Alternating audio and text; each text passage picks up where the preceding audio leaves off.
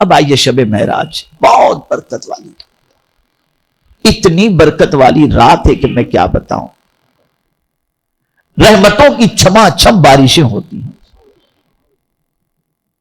اور فرمایا گیا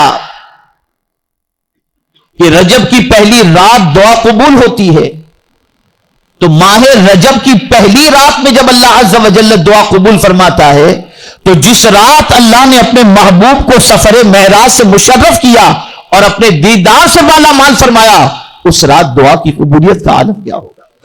اب یہاں ایک نکتہ عرض کر دوں، عرفات کے میدان میں دعا قبول ہوتی ہے کہ نہیں؟ جواب دیں آپ، یار سو رہے ہیں آپ لوگ کہ جاگ رہے ہیں؟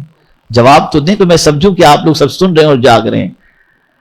عرفات کے میدان میں دعا قبول ہوتی ہے کہ نہیں ہوتی؟ ہوتی ہے نا۔ کیوں؟ وجہ یہ ہے کہ ایک نبی کی ایک ولیہ سے ملاقات ہوئی۔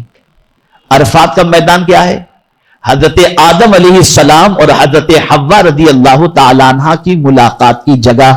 عرفہ کے معنی ہوتا ہے پہچاننا، کئی سو سال کے بعد دونوں ایک دوسرے کو پہچان لیے، اس لیے اس میدان کو میدان عرفات کہتے ہیں، اور دونوں کی ملاقات ہوئی، اس دونوں کی ملاقات کی جگہ کو اللہ نے میدان عرفات بنا دیا۔ اب یوم عرفہ کو وہاں پہنچ کر حاجی جو بھی دعا کرے اللہ تعالیٰ اس کی دعا کو قبول فرماتا ہے۔ توجہ چاہوں گا، ہم اس کی تقریب میں حاضر ہوتے ہیں اور اس کے موقع پر ہم سمجھتے ہیں ہماری دعا قبول ہوگی۔ کیوں؟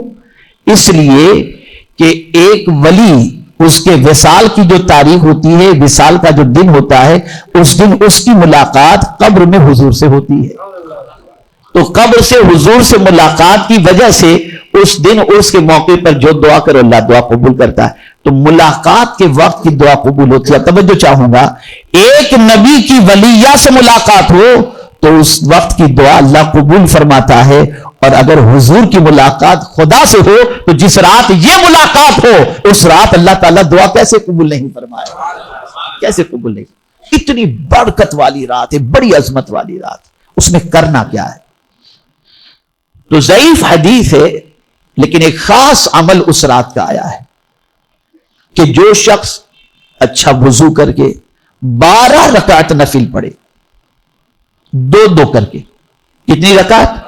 12 رکعت، سورہ فاتحہ کے بعد کوئی بھی سورت ملا دے، اور جب 12 رکعت مکمل کر لے اس کے بعد 100 مرتبہ سبحان اللہ والحمد للہ ولا الہ الا اللہ واللہ اکبر پڑھے، 100 مرتبہ استغفار، استغفر اللہ ربی من کل ذنب واتوب الیہ، یا استغفر اللہ 100 بار پڑھ لے، اور 100 بار درود شریف پڑھے۔ اس کے بعد اپنے پروردگار جل جلالہ کی بارگاہ میں جو بھی جائز دعا، اور یہاں پر قید ہے کہ دنیا کے سلسلے میں بھی اور آخرت کے سلسلے میں، دنیا اور آخرت کے لیے جو بھی جائز دعا کرے، اللہ کی ذات سے امید ہے کہ اس رات کی جانے والی دعا ان نوافل کے بعد اللہ قبول فرما لے گا۔ اور پھر دوسرے دن روزہ رکھے، یعنی 27ویں کا روزہ رکھے۔ یہ حدیث ہے تو ضعیف، لیکن علماء فرماتے ہیں کہ عمل کے باب کے اندر ضعیف حدیث بھی قابل قبول اور قابل عمل ہوا کرتی ہے۔ میرے پیارے آقا صلی اللہ تعالی علیہ وسلم کے پیارے دیوانوں، بعض روایتوں میں یہاں تک آیا جس کسی نے 27ویں کا روزہ رکھا اللہ عز و جل اسے 60 روزوں کا ثواب عطا فرماتا ہے۔ اور میرے پیارے آقا صلی اللہ علیہ وسلم کے پیارے دیوانوں، ایک چیز ہمیشہ کے لیے ذہن میں رکھیں، اللہ آپ کو مجھے سب کو توفیق عطا فرمائے کہ جب بھی کوئی بڑی رات آئے تو کوشش کریں صلاۃ التسبیح پڑھنے کی۔ تو شب معراج بھی کوشش کریں صلاۃ التسبیح پڑھنے کی، تلاوت کرنے کی، 26-27 کا روزہ رکھنے کی سعادت اللہ عطا فرمائے تو وہ ضرور رکھیں، ورنہ 27ویں کا روزہ تو ضرور رکھنے کی کوشش کریں کہ اس کی بے شمار فضیلتیں آئی ہیں۔ اور اسی کے ساتھ یہ بات ہمیشہ کے لیے ذہن میں رکھیں کہ جب یہ بڑی رات اور بڑے دن آئیں تو اللہ کے نام پہ غریب، یتیم، مسکین، فقراء کو خرچ کیا کرو۔ عام دنوں میں بھی خرچ کیا کرو، لیکن خاص طور پر ان دنوں کے اندر اللہ عز و جل کی رضا کی خاطر خرچ کرنا چاہیے۔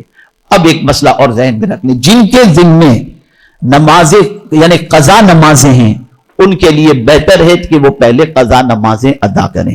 اللہ تعالی رحمت عالم نور مجسم فخر آدم و بنی آدم صلی اللہ علیہ وسلم کے سطر و طفیل مجھے آپ کو سب کو شب معراج کی برکتوں سے مالا مال فرمائے۔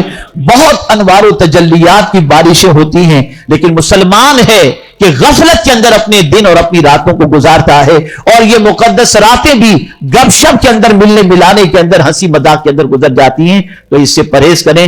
اللہ تعالیٰ سرکار صلی اللہ علیہ وسلم کے صدقے میں ماہ رجب کی 27ویں شب پوری رات عبادت کر کے اسے زندہ رکھنے کی ہمیں توفیق نصیب فرمائے۔